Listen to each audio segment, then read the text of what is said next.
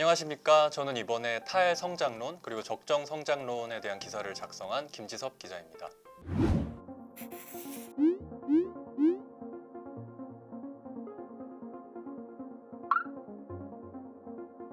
탈성장론이라는 걸 먼저 설명을 좀 드려야 될 것 같은데요. 탈성장론은 말 그대로 성장에서 벗어난다라는 의미를 가지고 있고요. 탈성장론하고 비슷한 의미로 적정성장론이라고 표현을 합니다. 우리는 항상 일반적으로 성장에 대해서 무조건 높을수록 좋다고 생각하는 경향이 당연히 있잖아요. 근데 이제 적정성장론이라는 것은 2% 성장하는 것이 혹은 1% 성장하는 것이 4%, 5% 성장하는 것보다 지구 전체에 그리고 그 나라에도 오히려 좋을 수 있다라고 표현하는 게 이제 적정성장론의 의미입니다. 이게 요새 많이들 들으셨겠지만 지구가 굉장히 큰 기후 위기에 빠져 있지 않습니까?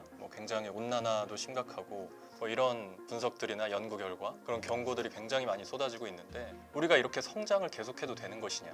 이런 근본적인 문제의식이 요새 굉장히 주목을 받고 있어요. 제 2명의 학자를 인터뷰를 했거든요. 한 분은 독일에 계신 분인데 이분은 이제 독일 로이파나 대학이라는 곳에 명예교수로 계시고요. 독일에서 유명한 정치 경제학자이십니다. 마야 괴펠 교수인데 적정성장론, 탈성장론에 대한 주장을 오래전부터 펴왔던 분이고 또 이걸 어떻게 경제적으로 풀어갈 수 있고 우리 생활을 어떻게 변화시키면서 지구를 지킬 수 있는지에 대해서 10년 넘게 계속 연구를 해오신 분이고 필드에서도 활동을 하신 분이고요. 또 애덤 스미스 상이라고 유럽의 유명한 경제학상이 있거든요. 그 상을 받으신 분이기도 하고요. 그리고 독일에서 굉장히 주목할 만한 정치 경제학자다라는 이제 찬사를 받을 정도로 유럽 내에서 그리고 독일 내에서 유명하신 그 탈성장론자, 적정성장론자입니다. 그리고 다른 한 분은 우리 바로 근처에 있는 나라 일본에 계신 분인데요. 도쿄대 대학원의 교수인데 사이토 고헤이 교수라는 분이에요. 그래서 이분은 요즘에 일본에서 선풍적인 인기를 끌고 있는 책이 나왔었거든요. 지속 불가능 자본주의라는 책이 나왔었는데 굉장히 큰 인기를 끌었어요. 50만 부가 넘게 팔렸거든요. 그래서 베스트셀러가 일본 내에서 된 책인데요. 우리가 지금 이런 형태의 그 성장 지향 그리고 소비 만능 이런 패턴에서 좀 벗어나서 탈성장형 포스트 자본주의를 만들어야 된다라고 주장을 하시는 분이시고요. 주요 이력 중에 하나가 도이처 기념상이라는 유명한 상이 있는데 이 상을 최연소로 받으신 분이에요. 그래서 그러니까 진보적인 그런 경제적 저술이나 그런 연구 활동을 하신 분한테 주는 상인데요. 세계적으로 유명한 상이고요. 그래서 이 상을 최연소로 받으신 분일 만큼 좀 학계에서도 굉장히 스포트라이트를 어려서부터 많이 받으셨던 분이고 성장에 대해서 굉장히 부정적인 어떻게 보면은 좀 과격할 수도 있는 주장이죠. 이런 주장을 오랫도록 이제 펴오신 분입니다. 네, 그래서 제가 독일의 마야 괴펠 교수와 그리고 일본의 사이토 고에이 교수님을 인터뷰를 했는데요. 마야 괴펠 교수님은 이제 사정이 괜찮아서 저희가 화상으로 인터뷰를 했고요. 사이토 고에이 교수님은 일정도 많고 그래서 저희가 서면으로 인터뷰해서 그 생각하시는 내용을 이렇게 자세하게 들어봤습니다. 서로 주장하는 게 약간씩은 다를 수 있지만 사실상 같은 목소리라고 보시면 되는데요. GDP라는 게 이제 우리가 굉장히 익숙하게 들리는 그 경제 성장의 어떤 지표 같은 것이고 한 나라의 또 경제 체력이나 경제 규모를 알려주는 아주 가장 기본적인 수치 같은 거잖아요. 예를 들어서 2022년도 한국의 GDP가 몇 억 달러냐, 2022년 미국의 GDP가 몇 억 달러냐라고 해서 그 GDP의 규모를 가지고 이 나라의 경제가 이 나라 경제의 몇 배나 된다. 혹은 이 나라의 경제가 전 세계 경제의 몇 %를 차지한다. 라고 얘기할 때 항상 우리가 사용하는 지표가 국내 총생산 GDP라는 지표거든요.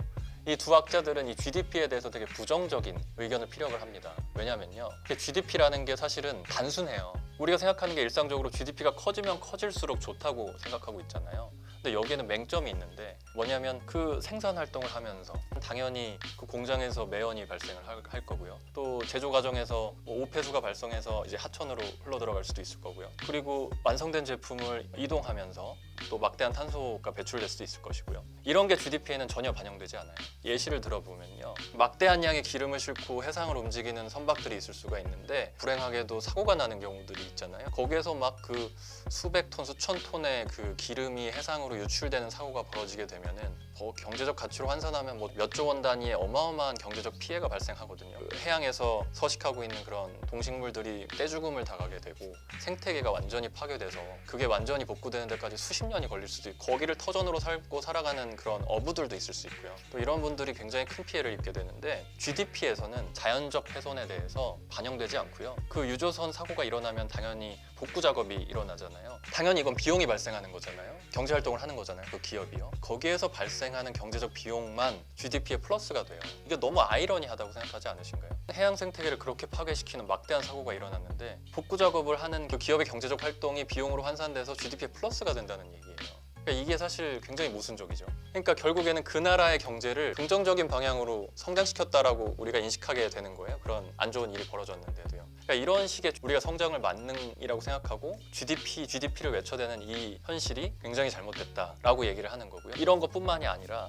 자본주의 그리고 성장을 지향하는 그런 경제 시스템에서 일어나는 무분별한 생산 만능, 무분별한 과잉 소비를 부채질하는 그런 사회적 현상이나 그런 트렌드, 그런 문화적 압박 이런 것들을 굉장히 많이 비판을 해요. 그러니까 이제 집에서 파란색 펜을 이미 여러 개 가지고 있는데 가다 보니까 싸요. 그리고 써보니까 괜찮아요. 그러면 이제 사게 되죠. 우리가 일상적으로 사는 옷이라든지 신발이라든지 가방이라든지 우리 주변을 둘러싸고 있는 여러 가지 제품들이 있는데요. 뭐 여러 광고에 의해서라든지 요새 이런 게 유행이다. 요새 연예인이 뭐 이런 걸 썼다. 뭐 이런 식의 마케팅도 있을 수 있고 여러 가지 광고도 있을 수 있는데 뭐 단기적인 신제품 출시라든지 그러니까 소비를 부추기고 생산을 막 끊임없이 일으켜내는 이 시스템 자체에 굉장히 크나큰 문제를 안고 있다. 이런 식의 소비가 계속 과잉 소비가 유지될 경우에 지구가 이걸 버텨낼 수가 없다. 그 현실이다. 그 현실을 받아들여야 된다. 라고 이제 강한 어조로 얘기하시는 게 사이토 고에이 교수의 그런 주장입니다. 탈성장론이랑 적정성장론에 대해서 이제 얘기를 하다 보면 많이들 하시는 질문이 그럼 우리가 성장을 하지 말자는 것이냐 뭐 아니면 GDP 규모가 줄어드는 그런 식의 역성장을 하자는 것이냐라고 이제 의문을 제기하시는 분들이 있어요. 이러한 질문에 대해서 이런 그 두 학자분들이 하시는 얘기는요. 나라에 따라 좀 다르다고 보시면 될 것 같아요. 성장을 앞으로 계속 해줘야 되는 나라들이 있어요. 이 국가들의 성장을 부인하는 게 아니에요. 부정하는 게 아니에요. 경제 규모를 이미 상당히 키운 이른바 이제 선진국이라고 하는 것들이 있고 선진국의 문턱에 있는 나라들도 있을 수 있고요. 이런 나라들에 대해서는 지금과 같이 막 고도의 성장을 추구하지 않아도 된다라고 얘기를 해요. 얼마나 우리가 환경과 사회의 웰빙을 생각하면서 살아갈 수 있느냐. 부엔비비르라는 표현이 있는데 그게 이제 그런 삶이에요. 그러니까 더 나은 삶, 좋은 삶, 우리가 좋은 삶을 살도록 해야 된다. 앞만 보고 달려가는 게 아니라 주변을 좀 봐야 된다라고 얘기하는 거예요. 환경이랑 사회의 웰빙을 추구하면서. 여기서 조금 더 설명을 드리면요. 성장이랑 기술적 진보를 전혀 부정하는 게 아니고요. 지금 지구의 상태를 봐라. 이런 상태가 계속 유지되다가는 수십 년 안에 망가질 수밖에 없다는 게 너무나 자명한 사실이 돼버렸는데 그런데도 불구하고 기존의 그런 시스템이나 체계를 계속 유지할 거냐라고 물어보는 거예요. 끝없이 생산하고 끝없이 소비하는 게 가능한 것이며 필요한 것이냐라고 물어보는 거예요. 기업도 돈을 계속 늘려가고 또 이제 벌어들은 돈이 많아져야 이제 고용도 늘리고 그래서 이제 실업률도 낮아지고 또 이제 소비가 계속 꾸준히 있어줘야지만 이제 경제 활동이 돌아가게 되잖아요. 성장을 안 하게 되면 경제 대공황이 벌어지는 건 아니냐라고 이제 걱정하시는 분들도 있어요. 그거에 대해서 이 두 학자들이 얘기하는 거는 우리가 그 충분히 커져 있는 경제 규모를 생각했을 때 우리가 이제 디자인을 다시 하면 된다라고 얘기를 하고 있어요. 성장을 추구하지 않으면서 우리가 고용을 유지해 갈 수 있는 방법이 얼마든지 있다라고 얘기를 하고 있는 거고요. 충분한 크기의 파이를 결국에는 잘 나누는 게 중요한 게 되잖아요. 어떻게 하면 잘 배분해서 좀 나눠 먹을 수 있느냐. 그걸 꼭 n분의 1로 하자는 게 아니라 지금처럼 너무 한쪽으로 몰빵하듯이 가면 안 된다라고 얘기하는 거예요. 그렇게 하지 않아도 경제가 무너지지 않는다. 그래서 그 체계를 우리가 한번 연구해보자, 한번 같이 고민해보자라고 얘기하는 거고요. 사이토 고에이 교수가 하는 말은 3.5%의 가능성이다 라는 것들을 얘기를 해요. 이 3.5%의 가능성이라는 것은 전체 사회 구성원의 3.5% 정도가 폭력을 사용하지 않은 일관된 목소리를 내게 되면 사회가 조금씩 변할 수 있다 설명하는 이론이 있어요. 전 세계적으로 지구 문제에 대해서 좀 우려하는 인구가 계속 늘고 있죠. 텀블러를 쓰시고요. 플라스틱 사용을 줄이려고 노력하고요. 그래서 이런 분들이 많아지고 있기 때문에 3.5% 정도의 인구는 우리가 전 세계적으로 확보할 수 있지 않을까라는 희망을 갖는 거예요. 그러다 보면은 그게 어떤 하나의 목소리가 되고 그 목소리들의 지지를 받기 위해서 확성기 역할을 해주는 정치인들이 나오게 되거든요. 또 정부도 이제 그 국민들의 목소리에 부응하기 위해서 그거에 상응하는 어떤 대책을 세울 수 있고요. 그런 것들에 대해서 이제 사이토 고에이 교수는 희망을 가지고 있어요. 저 역시도 그들의 생각에 동의해요. 그렇게 됐으면 좋겠어요. 2050년도, 2040년도, 뭐 2030년도에 지구가 어떻게 될지 신경 쓰지 않고 모두가 막 그 경주하듯이 그렇게 경제 성장을 추구한다면 어느 한 나라가 깨어나서 그런 것들을 추구한다는 게 사실 아무 의미도 없고 필요도 없는 일이잖아요. 다 같이 전 세계적인 공감대가 어느 정도 형성이 되어 가야 된다고 생각하고 그래야 의미가 있다고 생각해요. 다 같이 노력을 해서 헤쳐나가야 될 문제이지 제가 지금 당장 한국의 내년 성장률이 탈성장했으면 좋겠다, 역성장했으면 좋겠다, 그래야 된다라고 얘기하는 건 아니에요. 우리가 아무리 술을 많이 마시고 아무리 담배를 많이 피고 아무리 몸에 해로운 음식을 많이 먹어도 내 몸이 버텨낼 수 있다면, 내 몸이 아프지 않다면, 그렇다면 그렇게 살아도 되겠죠. 그게 더 행복하고 즐겁다면. 근데 아니잖아요. 몸에 이상이 생기잖아요. 그렇게 안 좋은 생활 패턴을 가지고 사시면요. 그러면 건강해지기 위해서 우리가 생활 습관을 바꿔야 되잖아요. 담배를 끊고 술을 줄이고 하셔야 되잖아요. 저는 그 얘기를 하고 싶은 거예요. 계속 탄소를 배출하고 이제 계속 성장을 지향하는 게 불가능하잖아요. 그러면은 방법이 없는 거 아닌가요? 내가 생활 습관을 바꿔야 되는 거 아닌가요? 탈성장, 적정성장을 안 하겠다, 그냥 계속 성장하겠다라고 얘기하는 거는 저는 아까 그 비유랑 똑같다고 생각하거든요. 그래서 그런 생각들을 좀 가지시고 작은 것부터 하시는 거예요. 작은 것부터. 뭐 이제 카페에 가서 커피 테이크아웃 하실 때 일회용 제품을 많이 쓰시지만 나만의 어떤 원칙 같은 걸 하나 세워주시는 것도 전 좋다고 생각해요. 집에서도 얼마든지 양질의 커피를 이제 마실 수 있잖아요. 아니면 밖에서 드시는 게 좋으시면 텀블러를 들고 가셔서 여기에다 달라고 하셔도 되고요. 갖고 싶었던 것들을 필요하지 않은데 지름으로써 얻는 행복감도 있지만 전 세계인이 그걸 계속 유지하다가는 안 된다는 걸 알게 됐다면 다른 방식의 그런 행복을 추구하는 방식을 만들어가는 것도 필요하다고 저는 생각해요.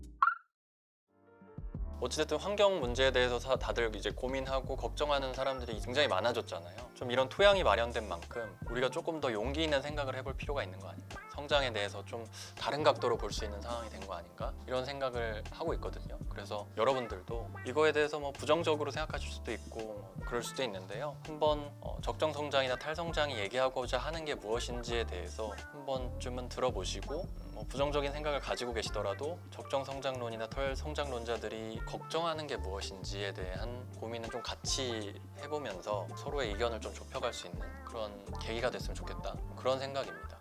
네, 지금까지 위클리 비즈의 김지섭 기자였습니다.